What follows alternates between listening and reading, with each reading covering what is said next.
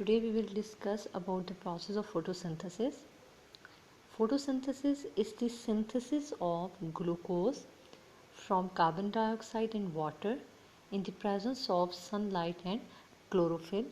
कि सनलाइट और क्लोरोफिल की प्रेजेंस में कार्बन डाइऑक्साइड और वाटर से ग्लूकोज सिंथेसाइज होता है फोटोसिंथेसिस के प्रोसेस में with oxygen as a by product.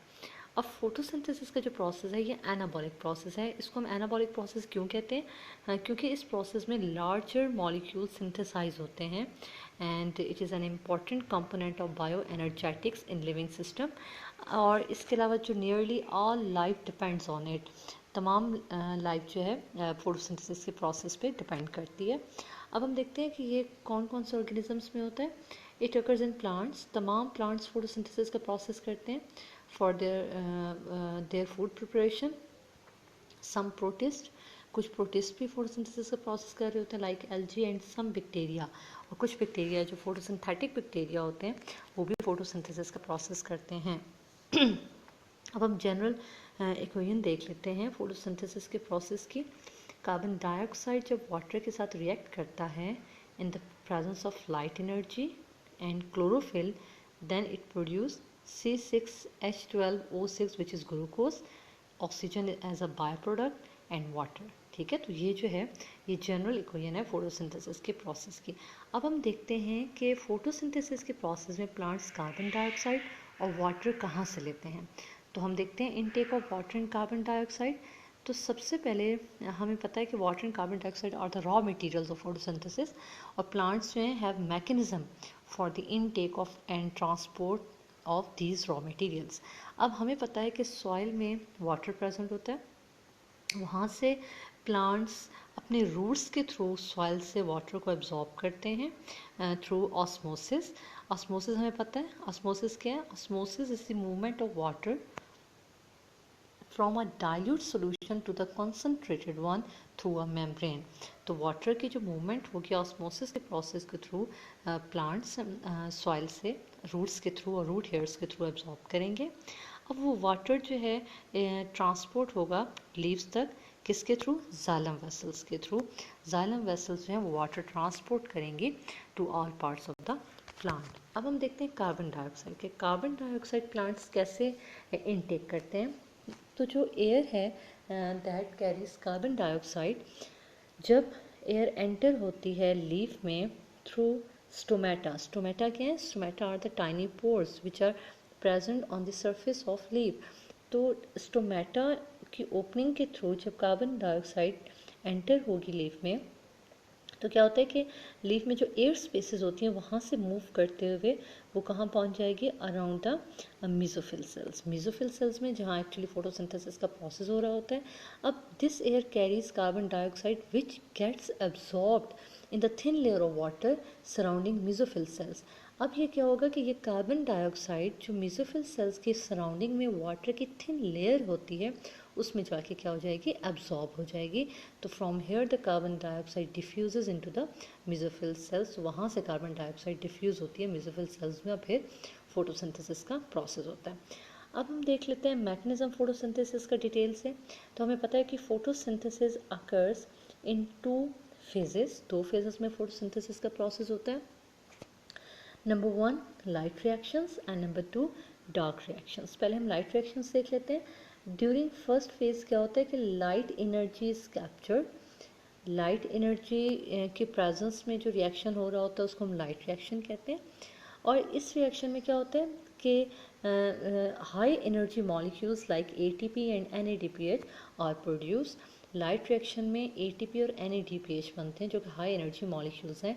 ATP हमें पता है क्या है? Stands for adenosine triphosphate. और NADPH क्या है? Stands for nicotinamide adenine dinucleotide phosphate hydrogen. ठीक है, तो ये जो एनर्जी हाई एनर्जी मॉलिक्यूल्स हैं ये प्रोड्यूस होते हैं ड्यूरिंग लाइट रिएक्शन। अब ये जो लाइट रिएक्शन है ये कहाँ हो रहा होता है? Light reaction takes place on the thylakoid membranes of chloroplast. Chloroplast की जो इनर मेम्ब्रेन है that give rise to stacks called thylakoids, तो वहाँ पे जो है लाइट रिएक्शन हो रहा होता है। अब हम देखते हैं डार्क रिएक्शन। तो डार्क रिएक्शन में क्या होता है कि कार्बन डाइऑक्साइड रिड्यूस्ड होती है टू मेक ग्लूकोज। और डार्क रिएक्शन में जो है do not use light, directly light use नहीं करता, इसीलिए हम इसको डार्क रिएक्शन कहते हैं। और इस रिएक्शन में क्या होता है कि ड्यूरिंग डार्क रिएक्शन यूटिलाइज होता है एटीपी एंड एनएडीपीएच। अब जो दिन के वक्त यानी कि लाइट रिएक्शन में एटीपी और एनएडीपीएच प्रोड्यूस होते हैं, तो प्लांट्स उसको डार्क रिएक्शन में यूटिलाइज कर लेता है। और जो डार्क रिएक्शन है take place in the stroma of chloroplast. Stroma is the inner fluid of chloroplast, तो वहाँ पे जो है ये रिएक्शन हो रहा होता है। अब हम देख लेते हैं लाइट रिएक्शन को भी डिटेल से स्टडी कर लेते हैं, उसकी समरी देख लेते हैं, और फिर डार्क रिएक्शन की भी थ्रू डायग्राम हम देखते हैं। अच्छा, डार्क रिएक्शन को जी स्कीम भी कहा जाता है। इसकी जो जी शेप डायग्राम है उसकी वजह से इसको जी स्कीम कहा जाता है। अच्छा, फिर इसमें यह है कि जब क्लोरोफिल मॉलिक्यूल, ये आप डायग्राम देख रहे हैं, क्लोरोफिल मॉलिक्यूल है, ठीक है। तो जब क्लोरोफिल मॉलिक्यूल लाइट को, फोटॉन्स यानी कि लाइट, जब लाइट को एब्जॉर्ब करता है तो क्लोरोफिल मॉलिक्यूल का जो एनर्जी लेवल है वो इंक्रीज़ हो जाता है। तो क्लोरोफिल मॉलिक्यूल्स जो है वो इलेक्ट्रॉन्स इमिट करना शुरू कर देता है, इलेक्ट्रॉन्स को रिलीज़ करता है, ठीक है। अब जब ये इलेक्ट्रॉन्स को रिलीज़ करेगा तो क्या होगा कि इलेक्ट्रॉन्स पास होंगे through the electron transport chain, ठीक है। इलेक्ट्रॉन ट्रांसपोर्ट चेन में से जब पास हो रहे होते हैं इलेक्ट्रॉन्स, तो उस टाइम ये क्या करते हैं, ये प्रोड्यूस करते हैं एटीपी। तो जब इलेक्ट्रॉन्स पास होते हैं इलेक्ट्रॉन ट्रांसपोर्ट चेन से, तो ये क्या प्रोड्यूस करते हैं, एटीपी प्रोड्यूस करते हैं।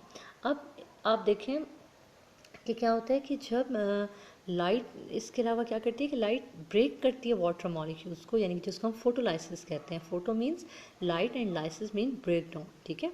तो फोटोलाइसिस होती है यानी कि वाटर मॉलिक्यूल की ब्रेक डाउन होती है लाइट की वजह से। तो आप देख सकते हैं ब्रेक डाउन हुई ऑक्सीजन और हाइड्रोजन में, तो क्या हुआ कि ऑक्सीजन रिलीज़ हो जाती है, ठीक है। और हाइड्रोजन एटम्स जो हैं वाटर में, जो ये हाइड्रोजन एटम्स हैं, ये क्या करेंगे, ये इलेक्ट्रॉन्स देंगे टू क्लोरोफिल मॉलिक्यूल की, आप देख सकते हैं। अब ये क्लोरोफिल मॉलिक्यूल को इलेक्ट्रॉन से देते हैं एंड बिकम्स आयन।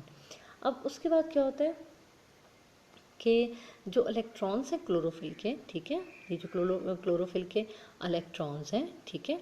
और इसके अलावा जो एटीपी के प्रोडक्शन के बाद और जो हाइड्रोजन आयंस होंगे वाटर के, ये आप देख सकते हैं हाइड्रोजन आयंस जो हैं वाटर के, तो ये दोनों जो हैं यूज़ होते हैं for the reduction of NADP plus into NADPH में, ठीक है। क्योंकि रिडक्शन का मतलब होता है एडिशन ऑफ हाइड्रोजन, तो आप यहाँ देख सकते हैं यहाँ पे जो है रिडक्शन हो जाती है NADP प्लस की। अब हम देख लेते हैं डार्क रिएक्शन का, ठीक है। तो डार्क रिएक्शन को कैल्विन साइकिल कहा जाता है, क्योंकि जो डिटेल्स हैं डार्क रिएक्शन की were discovered by Melvin Calvin, scientist and his colleagues at the university of California. California की यूनिवर्सिटी में जो उनके कोलीग्स थे मेल्विन कैल्विन ने, उनके साथ मिलकर जो है डार्क रिएक्शन की डिटेल्स डिस्कवर की। और Calvin was awarded Nobel prize in 1961 for his work on the details of photosynthesis. इसी वजह से उनको नोबेल प्राइज़ भी दिया गया। अच्छा, अब हम समरी देख लेते हैं कैल्विन साइकिल की, डार्क रिएक्शन की। तो इसमें ये होता है कि कार्बन डाइऑक्साइड जो है, कार्बन डाइऑक्साइड मॉलिक्यूल्स कंबाइन होते हैं विथ 5 कार्बन कंपाउंड्स के साथ, ठीक है। 5 ये साथ मॉलिक्यूल्स का नंबर मेंशन किया हुआ है कि 5 कार्बन कंपाउंड्स का मतलब होता है द कंपाउंड्स हैविंग 5 कार्बन, यानी ऐसा कंपाउंड जिसके पास 5 कार्बन्स हैं। तो जब कार्बन डाइऑक्साइड 5 कार्बन कंपाउंड के साथ कंबाइन होती है तो ये क्या बनाती है, टेम्पोररी कंपाउंड बनाएगी 6 कार्बन कंपाउंड, ठीक है। अब आप देखिए यहाँ पे क्या है, 5 3 15 और 3 16 17 18 हो गया। अब 6 3 18, ठीक है। तो नंबर जो है मॉलिक्यूल का वो साथ साथ आप देखते रहिएगा कि वो बैलेंस फॉर्म में आएगा। अच्छा, उसके बाद ये होता है कि ये जो 6 कार्बन कंपाउंड है, ईच ऑफ विच स्प्लिट होगा इनटू 2 3 कार्बन कंपाउंड्स में। ये देखें 2 3 कार्बन कंपाउंड्स बन गए। अब ये है कि इसमें जो 3 कार्बन कंपाउंड ये है, ये रिड्यूस होगा टू 3 कार्बन कार्बोहाइड्रेट्स में, और इसमें ATP यूज़ होगा इसमें, और हाइड्रोजन यूज़ होगा फ्रॉम NADPH से, और फिर 3 कार्बन कंपाउंड कार्बोहाइड्रेट्स जो बनेंगे और यूज टू मैन्युफैक्चर ग्लूकोज, तो वो ग्लूकोज की प्रोडक्शन करते हैं ड्यूरिंग डार्क रिएक्शन। ठीक है, उसके बाद ये होता है कि जो 3 कार्बन कंपाउंड है, जो कि 3 कार्बन कार्बोहाइड्रेट्स में जब कन्वर्ट होता है तो यूज होता है टू रीजनरेट करता है ये ओरिजिनल 5 कार्बन कंपाउंड को, and this step also utilises ATP। तो इस तरीके से ये रिएक्शन जो है वो कंटिन्यू रहता है, इसलिए इसको हम क्या कहेंगे, द कैल्विन साइकिल बोलते हैं। अच्छा, अब ओवरऑल हम रिएक्शन देख लेते हैं, समरी देख लेते हैं फोटोसिंथेसिस के प्रोसेस की।